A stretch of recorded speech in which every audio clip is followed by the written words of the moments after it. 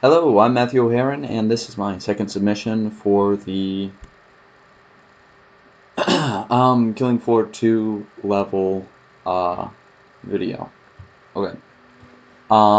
So yeah, I'm gonna walk you through each of my rooms, my design for them, and generally what their purposes are and why I designed them the way they are. So right now I got down to one zombie. I don't think I'll need to kill it if I walk through, but I might kill it at some point at the very end to show you how the level works and flows. When you're actually playing the game. So I'll go ahead and get started. This first room that we're in, this rather large one that like spans this way and goes out over there, is the catacombs. This is the lower level of the level, I guess. This area is blocked off by these tombs here, and zombies actually spawn over there. They'll come over, but they, you can tell that I can't actually go that way because there's an invisible wall, a wall that Zed's passed through. I like this area because there's a lot of depth to it. There's a lot of corners for the Zeds to hide behind, and yet you can still get some cool angles on them from this set of stairs. Vomit.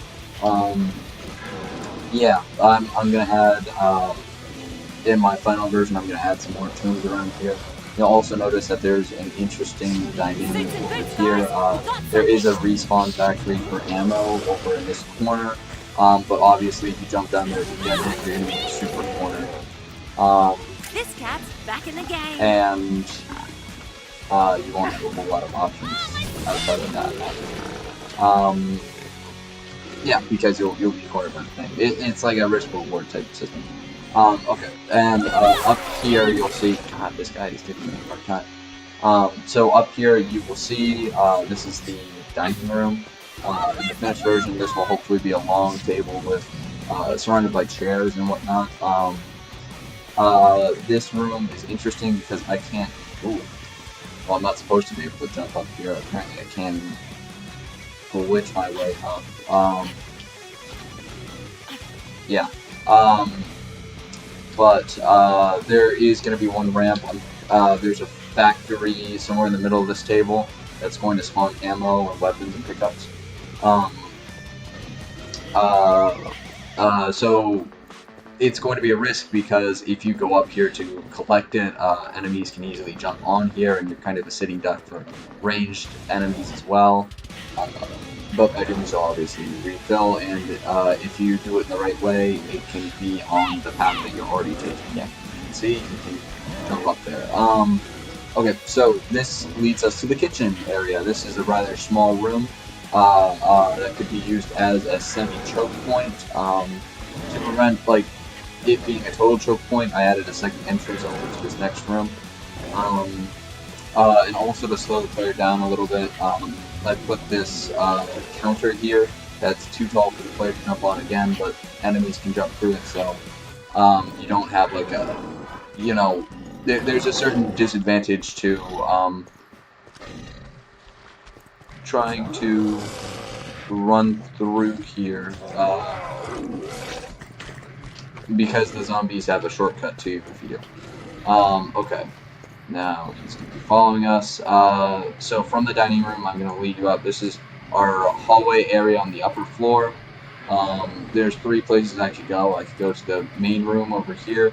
I could go over here to the secret lab. I could go over here to the living room. This is kind of a neat area because you can very easily get surprised in this hallway. There's a lot of tight corners that they could be just around.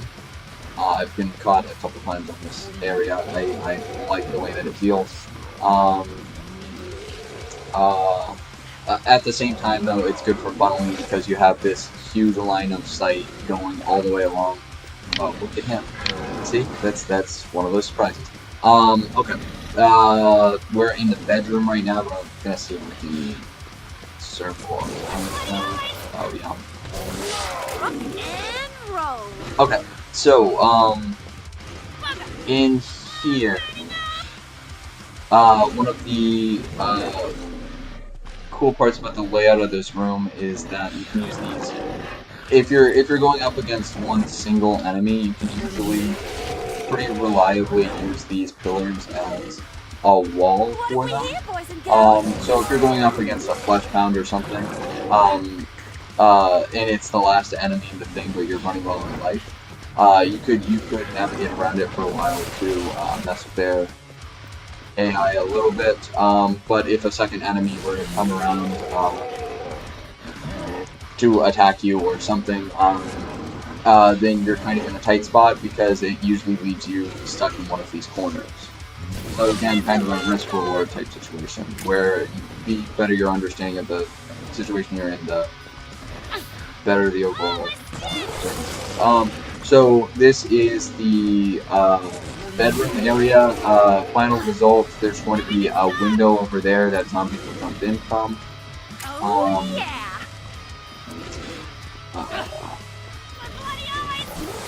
Zombies will jump in from over here. Right now I just have them kind of spawn here when no one's looking. So this room in the final result as well, from the doorway leading over to, let's see if I can circle. This is the secret lab that we'll get to in a second. But in, not this doorway, but that doorway, I'm going to add a set of doors as well that you can weld shut, and you could possibly lock down here because there's not many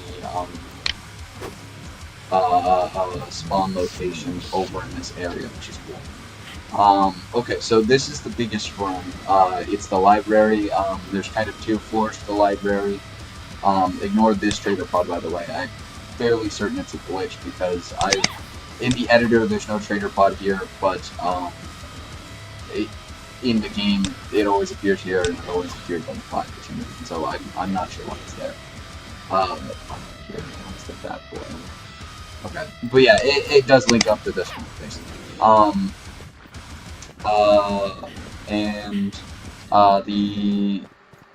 There's a smaller bridge area over here, and I enjoy this area because, again, like everything else before, it's high risk, high reward. I think a good strategy is generally starting out over here, or I enjoy starting out over here because you get two lines. Over there is leading in from the ballroom, and leading over there is the bedroom, like I said before, and you get two lines of sight, which is really good for just shooting them down at the beginning. Yeah, it's also bugging out their AI pathfinding because they keep trying to cross over it as though it were a solid object, and then they fall through the gap, which is a little annoying.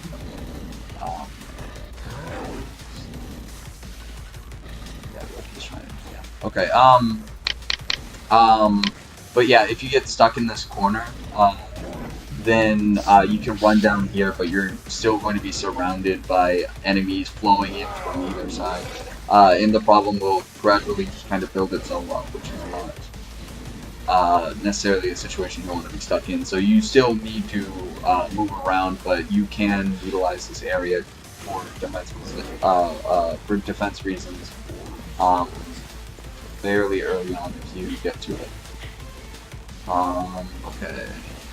So this is kind of like the reading room area.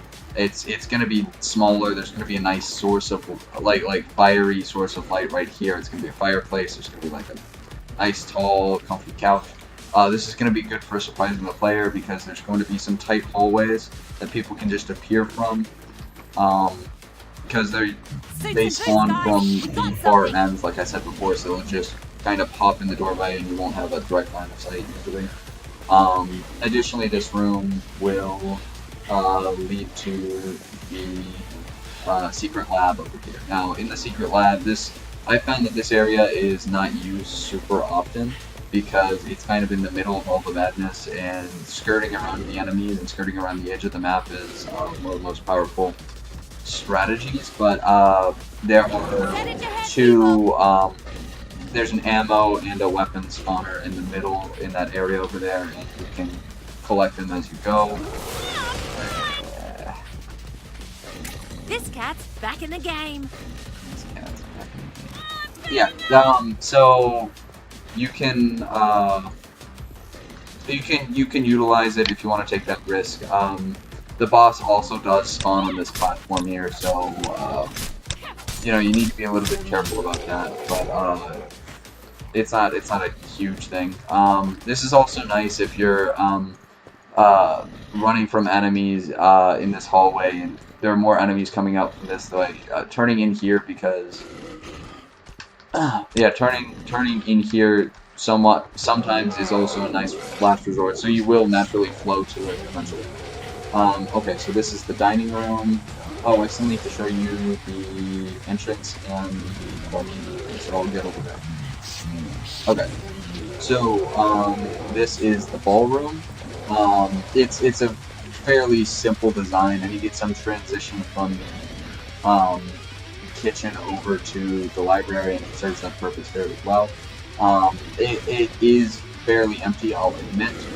These tables don't serve much of a purpose right now, but what it will be doing eventually, eventually when the lights are actually added, and by the way, the lights are not here right now because I was having a lot of trouble with lights, so I decided I'd just go with the only solution that I was able to find was removing the ceiling altogether and just having one single light coming above. Otherwise, when I tried to build the lighting, it would just so yeah, this is what I'm doing. There are actually going to be ceilings in the final build of this. And lights. And this area is going to be darker, with enemies potentially spawning in this corner.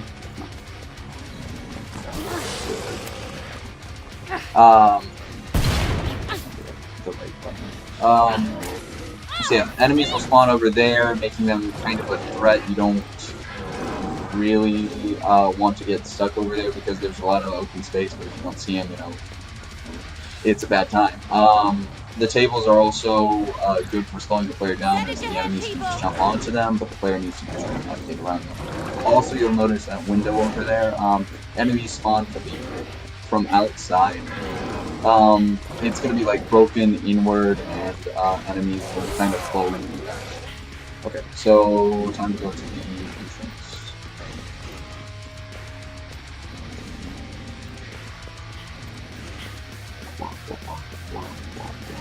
Okay, so here is the entrance room. I like this room for a couple of reasons. The first of which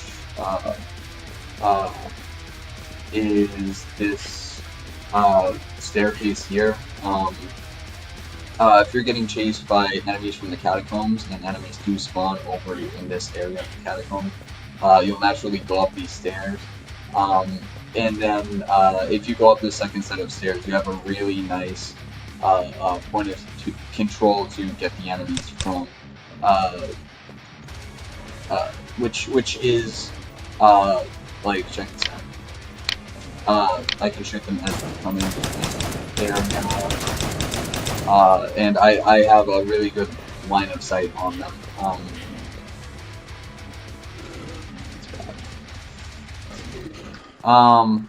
However, bigger enemies spawn in the middle of the map, so they'll flow from that door over there. Meaning that if you get ambushed by an enemy from that door and you're caught up there, usually your best option is jumping down and taking damage.